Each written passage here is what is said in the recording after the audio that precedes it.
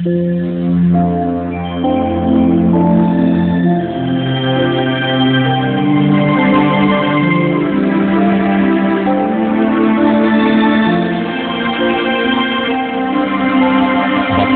ang bumabasa at ang nangakikinig ng mga salita ng hula at tumutupad ng mga bagay na nasusulat doon, sapagkat ang panahoy malapit na.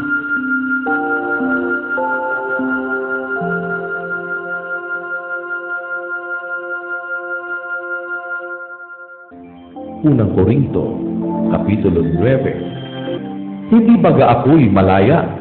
Hindi baga ako'y apostol? Hindi ko baga nakita si Jesus na Panginoon natin? Hindi baga kayo'y gawa ko sa Panginoon? Kung sa iba'y hindi ako apostol, sa inyo man lamang ako'y gayon, sapagkat ang tatak ng aking pagka-apostol ay kayo sa Panginoon. Ito ang aking pagsasanggalang sa mga nagsisiyasat sa akin. Wala baga kaming matuwid na magsikain at magsiinom? Wala baga kaming matuwid na magsipagsama ng isang asawa na sumasampalataya gaya ng iba't ibang mga apostol at ng mga kapatid ng Panginoon at ni Cephas? O ako baga lamang at si Bernabe ang walang matuwid na magsitigil ng paggawa? Sinong kawal ang magpakailan paman ay naglilingkod sa kanyang sariling gugol? Sino ang nagtatanim ng isang ubasan at hindi kumakain ng bunga niyaon? O sino ang nagpapakain sa kawan at hindi kumakain ng gatas ng kawan? Ang mga ito bagay sinasalita ko ayon sa kaugalian lamang ng mga tao? O di baga sinasabi rin naman ang gayon ng kautusan?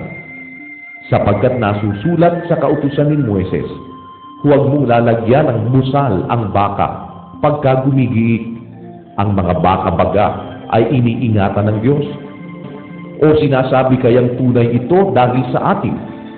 Oo, dahil sa atin ito sinulat, sapagkat ang nagsasaka ay dapat magsaka sa pag-asa, at ang gumigiik ay sa pag-asa na makakabahagi. Kung ipinaghasik namin kayo ng mga bagay na ayon sa Espiritu, malaking bagay baga na aming anihin ang inyong mga bagay na ayon sa laman? Kung ang iba ay mayroon sa inyong matuwid, hindi baga lalo pa kami? Gayon may hindi namin ginamit ang matuwid na ito, kundi aming tinitiis ang lahat ng mga bagay, upang huwag kaming makahadlang sa Ebanghelyo ni Kristo. Hindi baga ninyo nalalaman na ang mga nagsisipangasiwa sa mga bagay na banal ay nagsisikain ng mga bagay na ukol sa templo, at ang mga nagsisipaglingkod sa dambana ay mga kabahagi ng dambana? Gayon din naman ipinag-utos ng Panginoon na ang mga nagsisipangaral ng Ebanghelyo ay dapat mga buhay sa pamamagitan ng Ebanghelyo. Ngunit ako'y hindi gumamit ng anuman sa mga bagay na ito, at hindi ko sinusulat ang mga bagay na ito upang gawin ang gayon sa akin, sapagkat mabuti pa sa akin ang mamatay kaysa pa walang kabuluhan nino man ang aking karangalan. Sapagkat kung ipinangangaral ko ang Ebanghelyo, ay wala akong sukat ipagmapuri, sapagkat ang pangangailangan ay iniatang sa akin, sapagkat sa aba ko kung hindi ko ipangaral ang Ebanghelyo. Sapagkat kung ito'y gawin ko sa aking sariling kalooban, ay may gantimpala ako. Ngunit kung hindi sa aking sariling kalooban, ay mayroon akong isang pamamahala na ipinagkatiwala sa akin.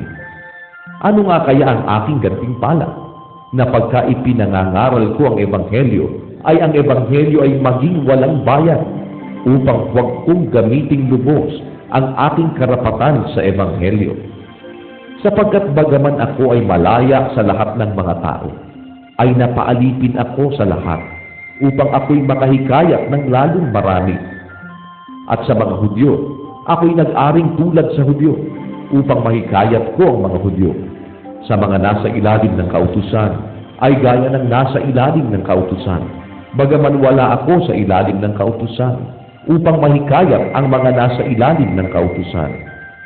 Sa mga walang kautusan ay tulad sa walang kautusan, bagamat hindi ako walang kautusan sa Diyos, kundi nasa ilalim ng kautusan ni Kristo upang mahikayat ko ang mga walang kautusan. Sa mga mahihina, ako'y nag-aring mahina upang mahikayat ko ang mahihina. Sa lahat ng mga bagay ay nakibagay ako sa lahat ng mga tao upang sa lahat ng mga paraan ay mailigtas ko ang ilan.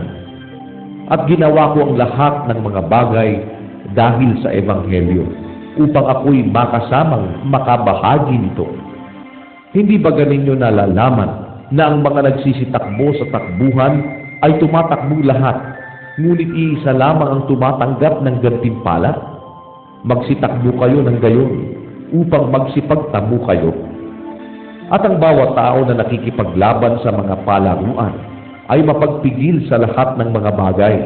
Ginagawa nga nila ito upang magsipagtamo ng isang putong na may pagkasira, ngunit tayo'y niyaong walang pagkasira. Ako nga'y tumatakbo sa ganitong paraan na hindi gaya ng nagsasapalaran.